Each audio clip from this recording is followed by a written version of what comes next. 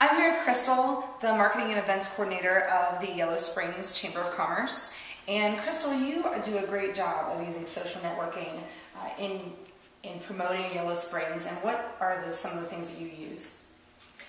Mainly our Facebook page is really what we focused on because the fans just grew larger than we were able to manage. So I wasn't able to spend time on building the Twitter and the MySpace while managing Facebook, and that seemed to be the most popular, so I just kind of took it and ran with it.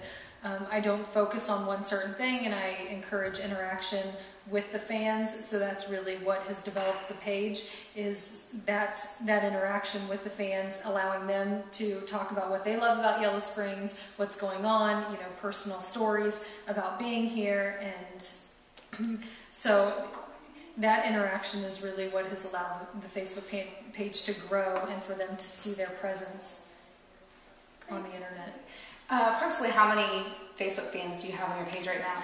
It's coming up on 12,000. I think we have 11,860 something. So great. I try to keep up on it daily. And how long have you had the Facebook page active? Actually, it's been just about a year. It was June of 2009 that I started it. So it maybe exactly a year since it's been started. Okay. Now, as far as, I know you use it for marketing and events, obviously, do you also use it to take suggestions from people that have been through Yellow Springs to help you change things around, or maybe?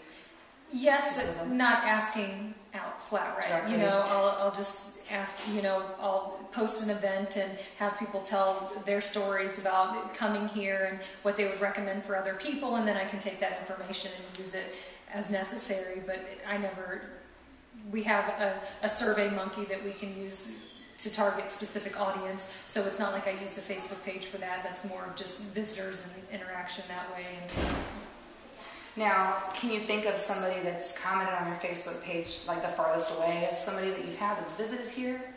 Someone was in Germany, and I posted a comment that they could pick something up in the train station, and I was attacked because they said that most of the Facebook fans are not in Yellow Springs, and that's why they're fans of the page, so that they can have that interaction with not being here. So if we're going to have something available, it either needs to be online or we need to keep it off of the page, because being across the world, they want to have access to that, and that's why they joined the Facebook page and follow it. And I think that's a good thing that you brought up about, you might have Facebook fans that are across the world, across the state, that they can't really pick up things, so it's good to utilize photos, videos, things like that in your social media as well. Yeah, and that's really, I initially when I started it, I tried to get out and, the first snow, I would take pictures, and the first Friday fling of the year, which we stopped through the winter, and then every third Friday throughout the summer and the warm months, we do third Friday flings, and I would get out and take pictures.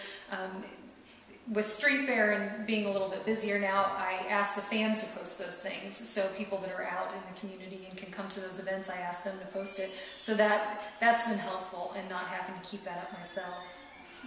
Now, you just had the Street Fair a couple weeks ago, and that was a big thing that I know that I saw on Facebook that I kind of followed. Unfortunately, I wasn't able to come.